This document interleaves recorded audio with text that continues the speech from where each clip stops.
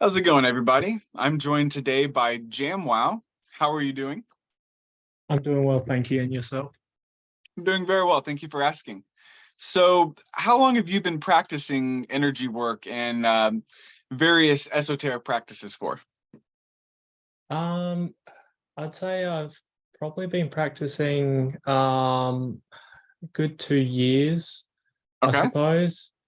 It became more serious later on in that time. I sort of opened to it a little bit, and then there was some time in between. I sort of practiced what I knew a little bit, and yeah, just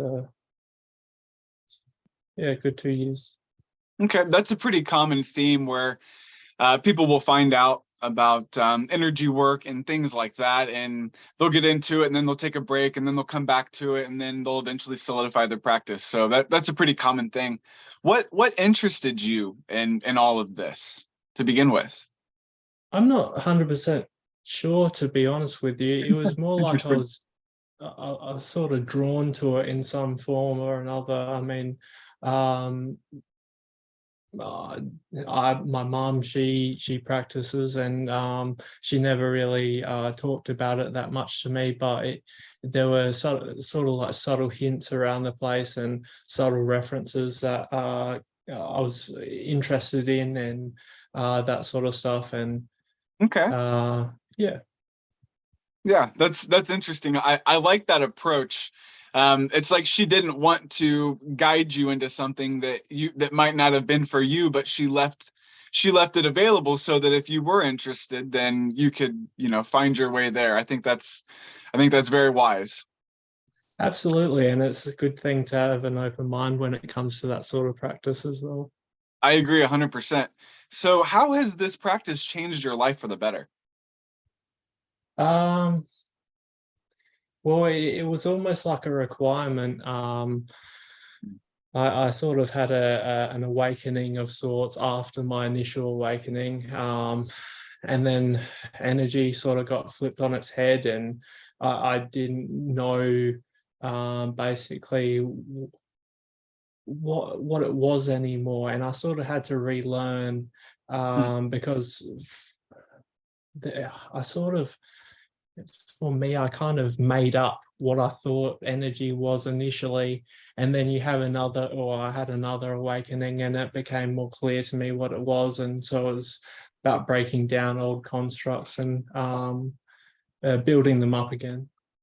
That's excellent. I find a lot of self-healing has to do with, like you said, breaking down those old paradigms and constructs and learning how to rebuild something that works better for the state that you're in, at this point in time. That's crucial. That's very important. Absolutely. And I mean, when you get to the higher levels of whatever you think you're doing, you tend to topple a bit, and it's almost a necessity to rebuild because, there's no foundation there. There's no, the base isn't big enough to support the structure, sort of thing. Yeah, it gets a little top heavy if you don't have a strong foundation, right? Absolutely. So, what are some of your major inspirations for doing stuff like this? Perhaps just like the ability to heal people, um, a lot of selfless sort of putting out to the universe. It's kind of appealing for me to do that sort of stuff, and now I can do it with my energy work practice, sort of thing. And so, um, yeah, Okay. So helping others and just being trying to be an all around good person, it sounds like. yeah, absolutely. Okay. It's something that I had pre-built within myself Sure. prior Sure. to waking up. Mhm. And okay, and what um what sort of things do you do when it comes to energy work? Well, I mainly like to heal. I like to remove entities from people. I just don't like, I dabble a little bit in trying to minimize pain in people. um, that sort of stuff. It's kind of interesting because whatever challenge I'm faced with, it always sort of be different and challenging in a way that better sort of builds me up, if that makes sense. And a lot of universal sort of things going on like that just pop up sometimes. Okay. So when you discuss removing entities from people, what does that mean for somebody who might just they work a 9 to 5, they come home and they just turn on the TV because they're so caught up that they just want to relax at the end of the evening. They have no idea what any of this energy work means. What is the process of removing an entity from somebody? What does that mean to you? And Uh, what types of entities do you remove?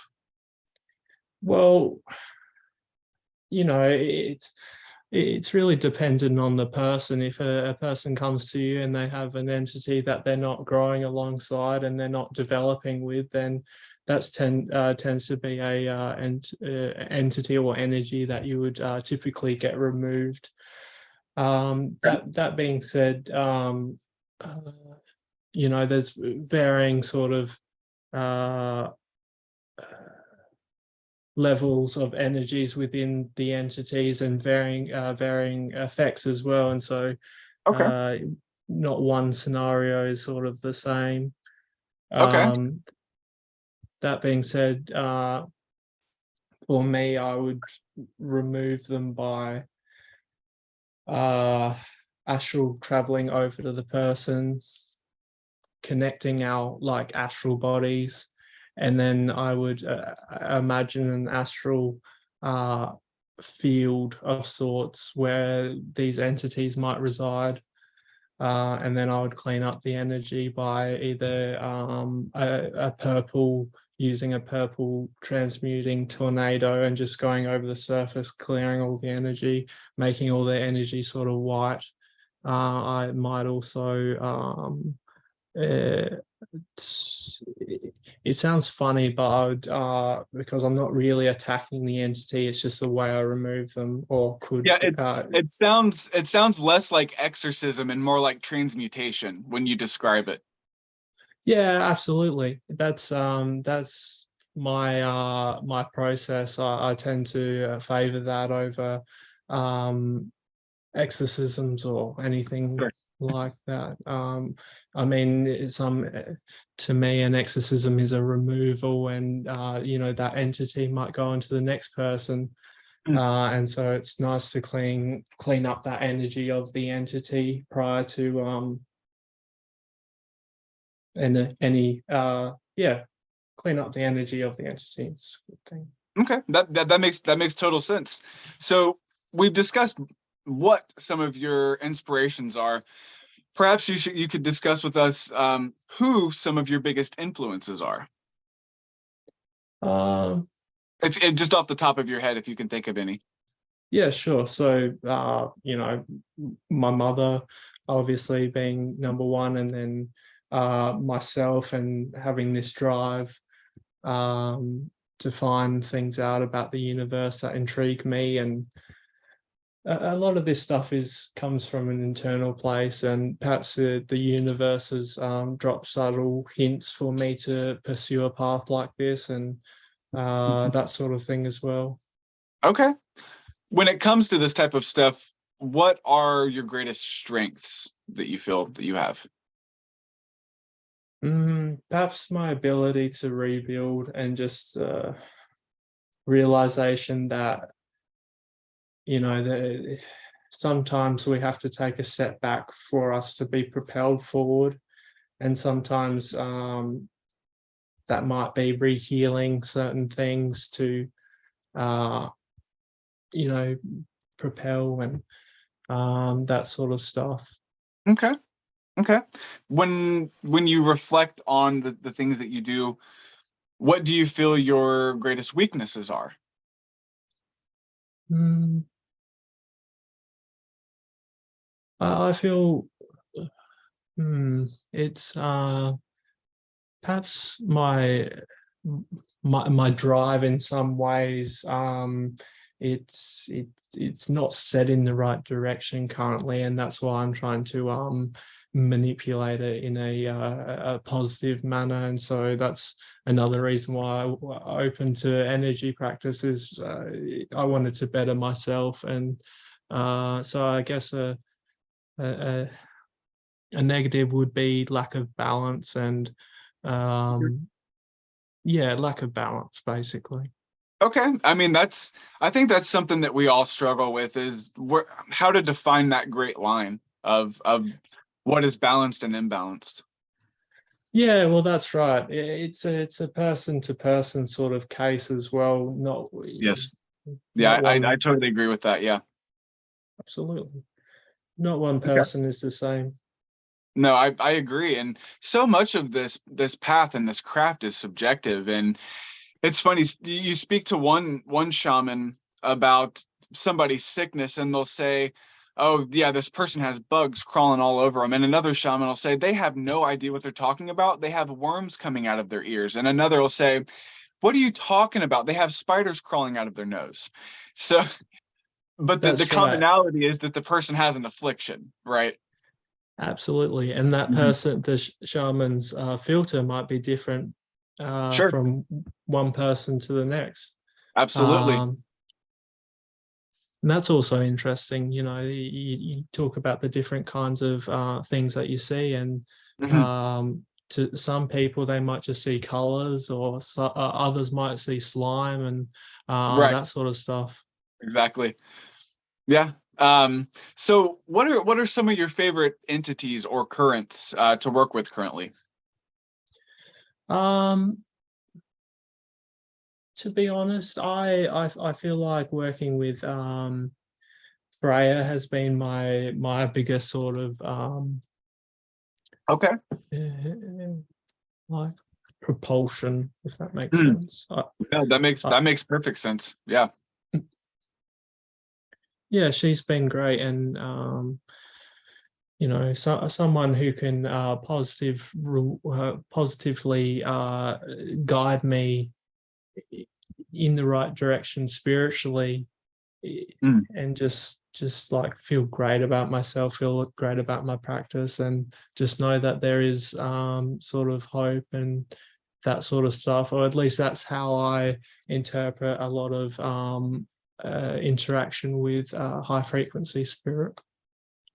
Okay. I could definitely see. I had a stint where I was working through the Norse pantheon some time ago, maybe a decade ago. I could definitely see how Freya would be relevant to healing and nurturing energies. She is, I mean, when excuse me, when I think about Mother Nature, I mean Freya is like sort of the epitome of that for me, and I imagine for a lot of people. So I could definitely see how that would have been sort of a propulsion for you working with Freya, definitely. Absolutely. And when I assess my energetic field and ask Freya for a shield of sorts, she gives me like green energy that goes around my body. And so, like you're saying, it's a lot of Mother Nature sort of energy. And to me, that's sort of more a bit of like on the like grounded, if that makes sense. At Yeah. least the as well as for me, I think as well, because you draw green energy from Mother Earth, and to me, I do that with an intention to ground afterwards. So that's also another reason why I think it's grounding. The color green. Okay. Yeah. I mean, and relates to the earth. It's also a lot of people would associate green with the heart chakra, which is all about acceptance and balance, and that can be very Yeah, grounding as well. absolutely. We spoke a little bit earlier before we actually started recording this call, and you were talking about self-awareness and self-healing, and I think that fits perfectly into the next question, which is any recommended practices for other practitioners. I think that self-awareness and healing is very important. Did you want to sort of add to that or anything? Yeah, absolutely. So I feel like a lot of this stuff can, if you're waking up to spirit and you feel unbalanced, or like you don't know where to start, then just sort of meditate, and that'll heal you, or at least you'll find ways of healing yourself in that time, in that state of mind. And so I feel like, meditation is paramount. And so it's always like finding people you love, and finding people on this plane of existence that you genuinely want to be around, and you want to plant seeds with, so to speak, so that you can grow as a person in a way that you want to grow as well. Yeah, absolutely. Obvious, yeah. Obviously, two people aren't alike and that sort of stuff, and there might be conflict, but it's about compromise as well. And so, it's not strictly speaking spiritually, but compromise in social situation is paramount for getting along with uh, yourself and other people, sort of thing. And I feel like that's a big propulsion thing for me spiritually, is the love aspect as well. Absolutely. I've heard it said before that we're most like the five people that we hang around most often. And I think that there's a lot of truth to that. My partner one time mentioned in regard to that, saying how when you're in close proximity with somebody, like you're sort of breathing in their air. And respiration comes from respirare, which is related to the spirit. So I think that's Yeah, just a perfect sort of, when she told me that, it sent chills down my spine, because of it seemed like there was so much truth in that. So I think it's really important what you're saying, is to have loving people that are around you. And sometimes someone who loves you isn't always going to be extremely kind and tell you exactly what you want to hear. Sometimes loving somebody can be hard, because you have to tell them the things that they are refusing to see about themselves. And I guess I wanted to propose that that's sort of a important practice as well. yeah, absolutely. It's realizing where you fail, and not being blind to your own failures is an important step to not just spiritual folk, anyone sort of looking at self-bettering. And I feel like, this blunt honesty to yourself is almost paramount to growth as a human. You kind of can't sit by idle and, not really come to any conclusions. Sure. Yeah, I think not being blind to your own mistakes is important, but also being willing to forgive yourself for your mistakes, right? Absolutely. Don't, yeah, if you hurt yourself in the process of these mistakes, then you're essentially like cursing yourself, because you won't want to try to do that thing anymore, because you hurt yourself so much when you fail. So my philosophy is just they're happy little accidents, and I'm quoting Bob Ross. Bob Ross, of course, yes. But yeah. Okay, great answer. What's the hardest part about being a practitioner to you, if there is uh one? Yeah, go ahead. Probably not waking up and not really knowing what way is up, if that makes sense. It Makes feels like perfect my sense.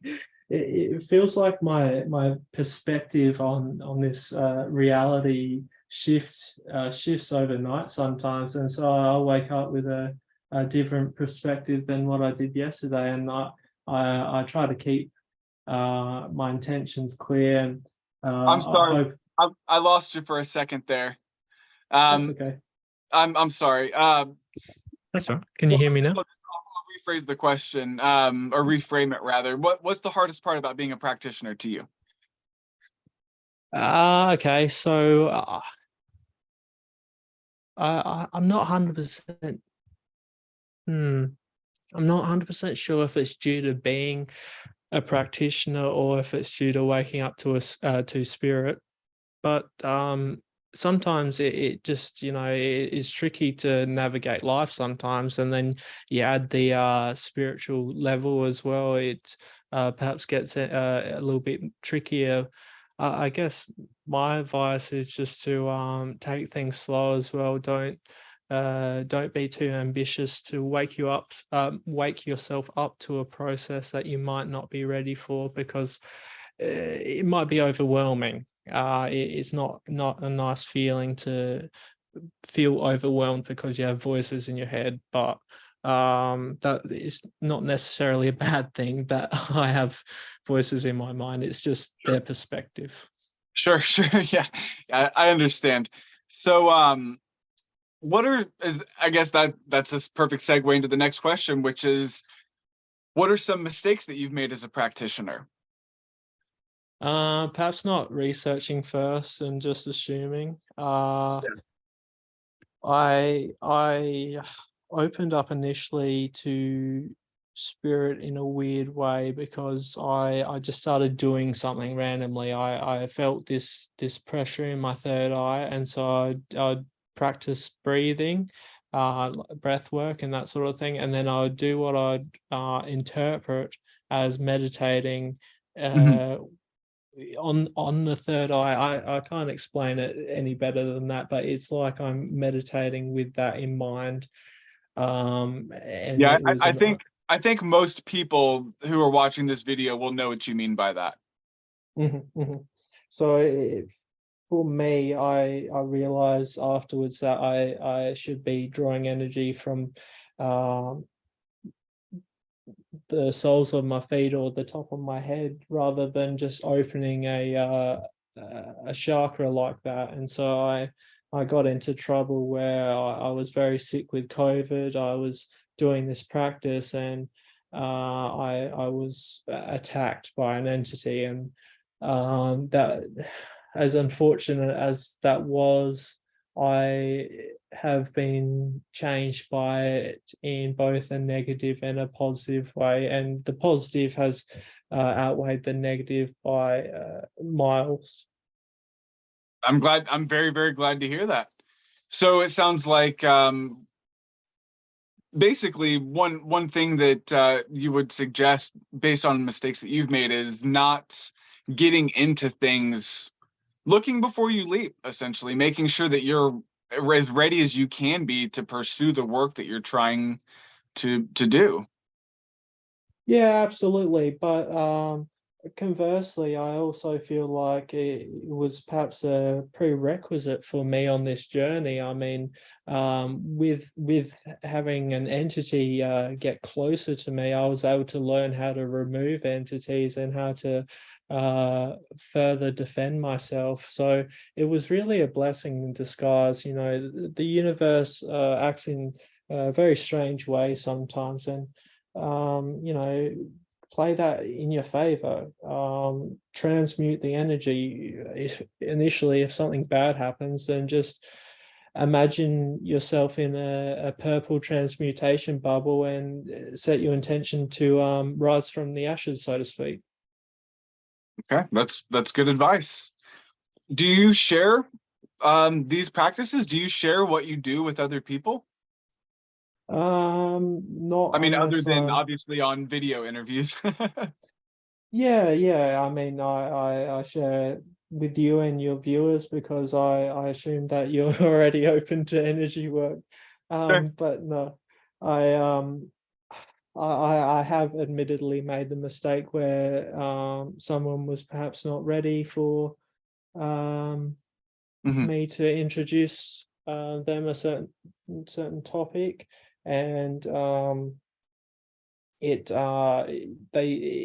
basically we're not friends anymore, and I think that's okay, and I learned my lesson from that sort of thing. Now I'd like to think that whoever I'm sharing this information with requires to hear it, Hmm. and that sort of stuff. It's a lot around my intention to share relevant information with people who need it, if that makes sense. And so Yeah, it people makes who total need sense. it people who need it might not necessarily raise the topic, but if you can provide the information for their brain subconscious, then it's, you're helping them. I agree 100%. That is one of the reasons that I suppose I consider myself to be something of a syncretist. I try to take from as many traditions as I can, because all too often it just takes the right word or the right sequence of words to completely realign someone's perspective in a positive way. Oh, I never thought of it that way. So it's very important. Semantics can be very important in this craft. I would agree with that. And I'm sorry that you potentially may have lost a connection or a friendship, due to one of the very, very common mistakes. But perhaps one day life will open up to them in such a way that they see what you were talking about, and maybe that friendship can be restored somehow. I mean, I'm not even looking at restoring it for a personal growth. I'd like to think of it as planting subconscious seeds that perhaps one day might be required. And if I hurt them in that process, then I'm sorry. But at the same time, it'll be equally as valuable to them. I feel that information I provided if they go down this line of work. Absolutely. So we've discussed silence to some degree already, and we've already discussed things to avoid. But is there anything that you wanted to go ahead and add to those topics about things to avoid or practicing silence?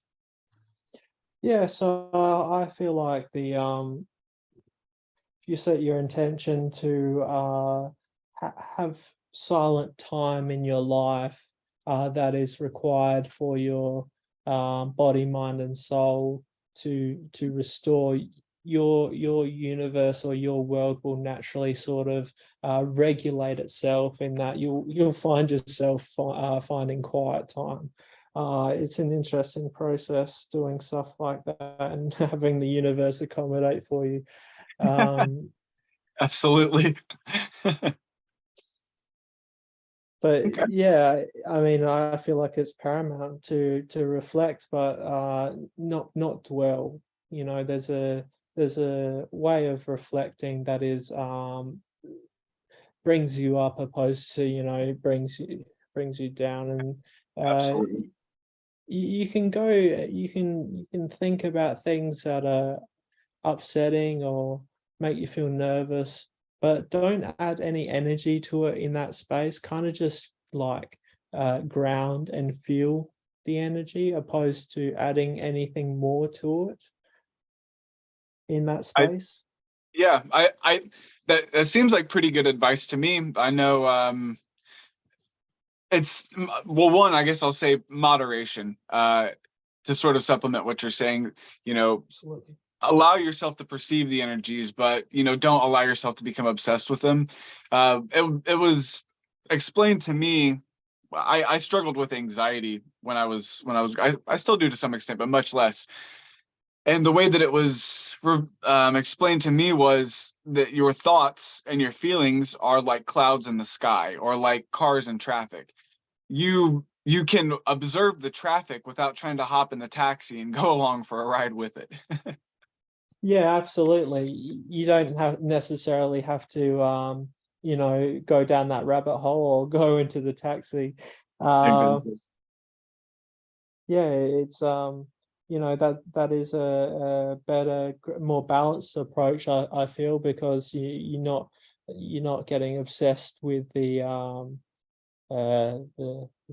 energy within. Mhm. And sometimes that energy can be quite interesting, and healing is brings up uh some interesting energies. It can, that's for sure. Yeah. 100%. So how is energy work viewed in your area where you live?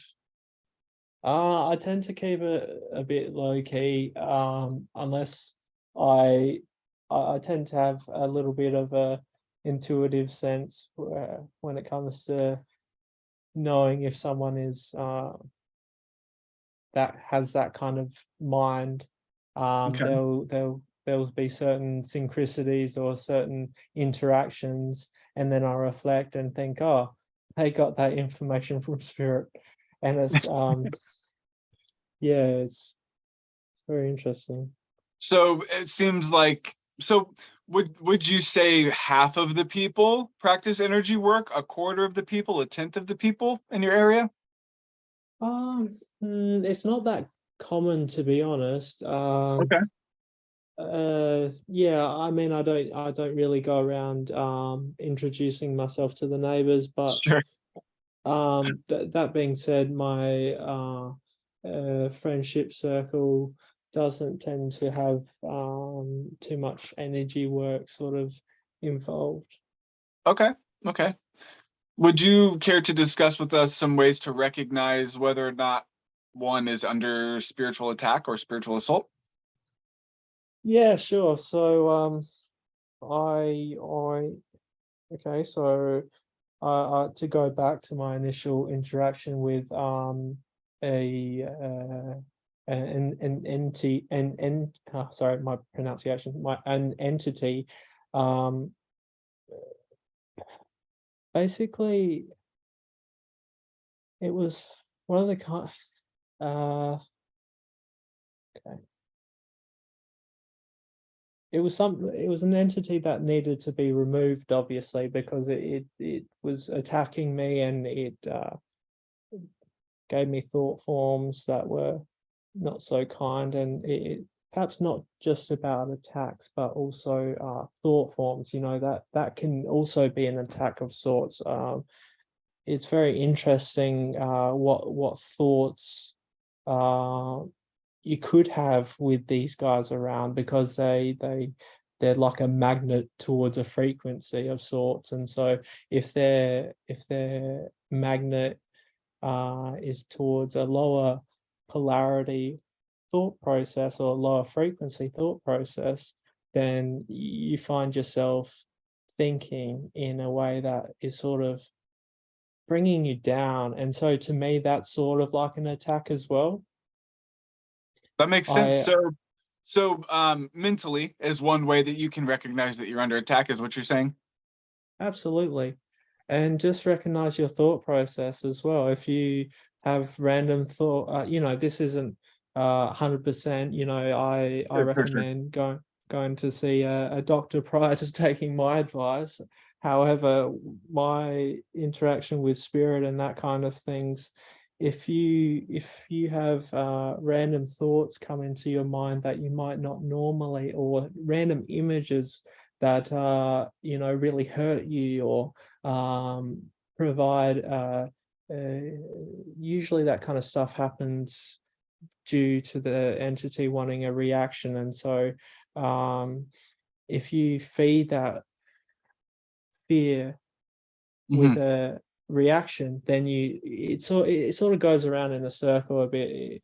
It your fear kind of amplifies in a way as well. And so that's another area that I found myself in, is that randomly I'll just have this feeling come to the surface, and I think, oh, I didn't feel this way about that yesterday, or something Right. to that effect. And it's just like an overbearing sort of not so nice feeling.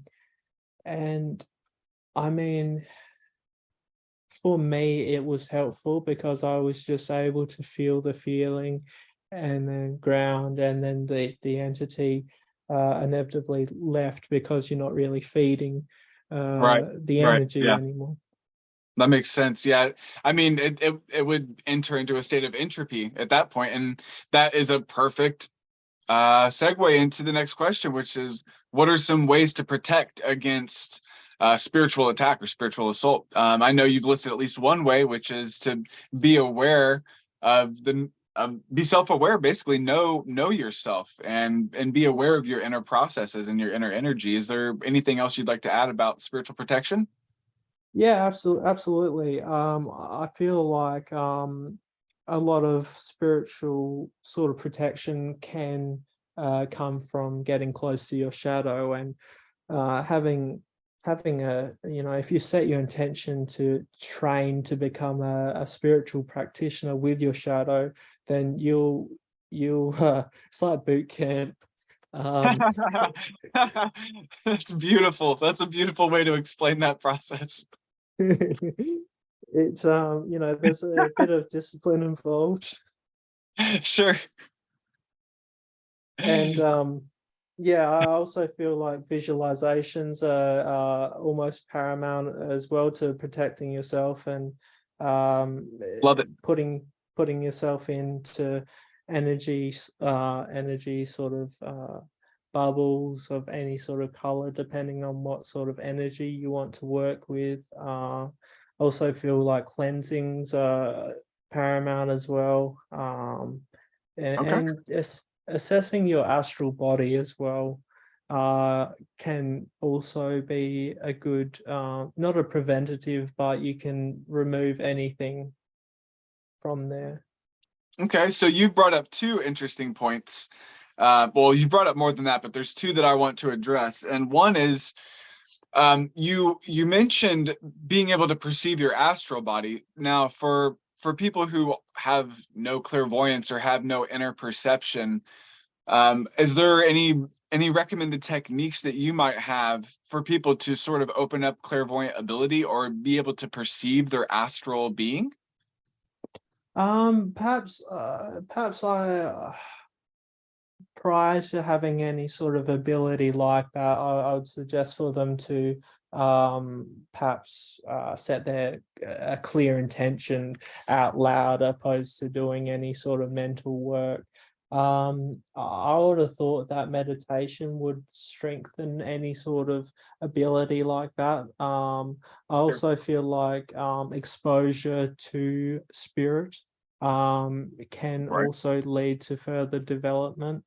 And perhaps I heard of someone I knew used to invoke energies to update their abilities, but I've never done anything like that. I'm not sure if it's recommended. Okay, so would you mind talking to us about the shadow a little bit? You mentioned shadow integration. Is that something you'd care to discuss? Yeah, sure. So you can I mean, obviously it's different for different people, but for me, my shadow has been in a he's not always fond of me speaking of him, so we might need to uh Maybe just generally, yeah, somebody sure. else, how might somebody else recognize their shadow, or ways that somebody else can integrate their shadow, perhaps? Is that maybe more comfortable? Yeah, I think that works. I think the a lot of the feel good ways you could do that. Perhaps spending time with family, getting to know yourself whilst interacting with family, going for walks, walking animals.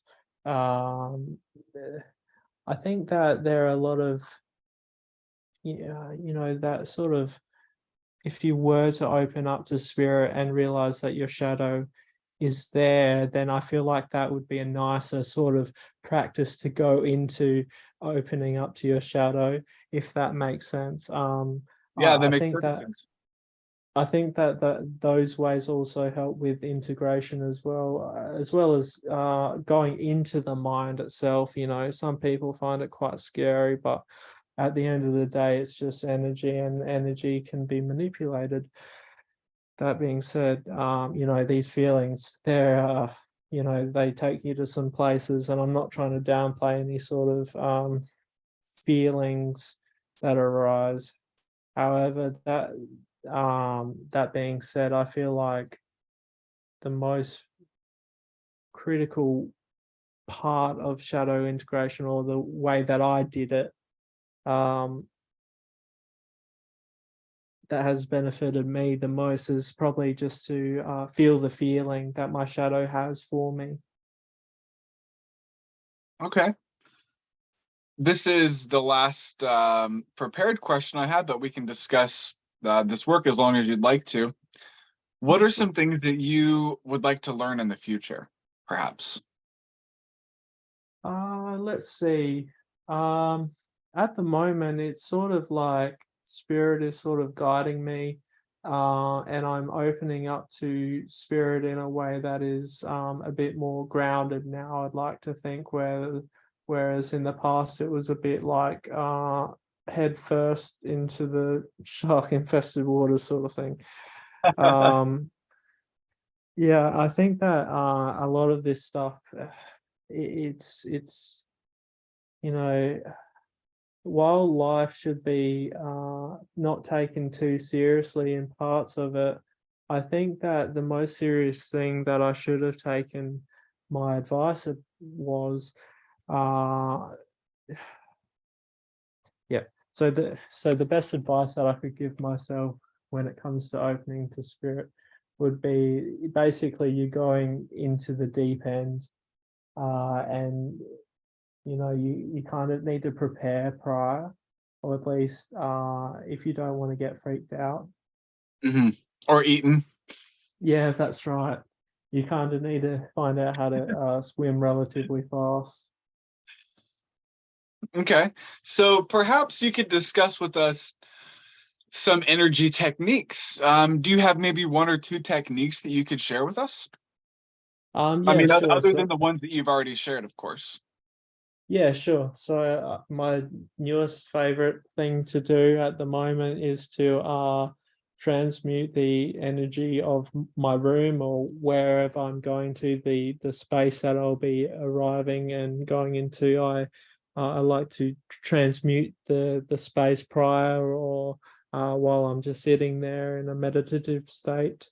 Um, I would use a purple transmute. I would use purple, and that's transmuting, but also a tornado of sorts.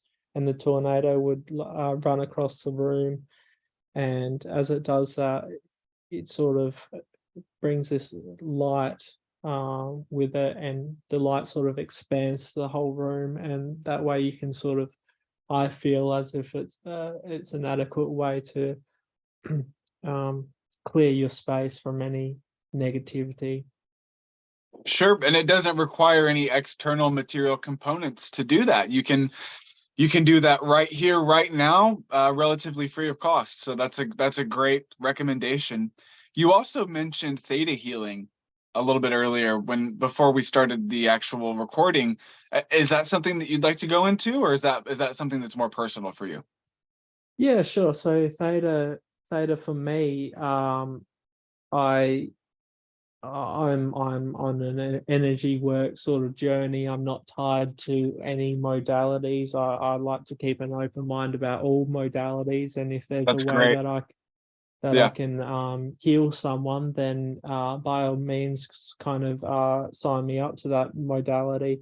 However, there is sort of some modalities think differently of different things, and sometimes it gets a bit confusing.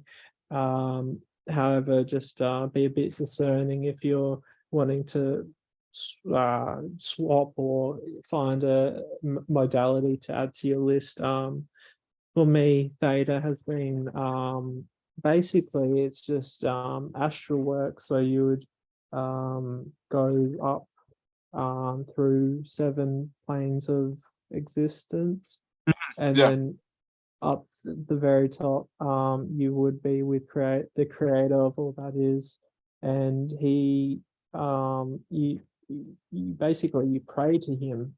There's in the book there's a specific sort of way of going about it, but to me it's just a way of praying, and so you can really use any words that you like as long as you believe what you as long as you believe you can achieve sort of thing, and belief system is paramount to this line of work as it is with any sort of energy work.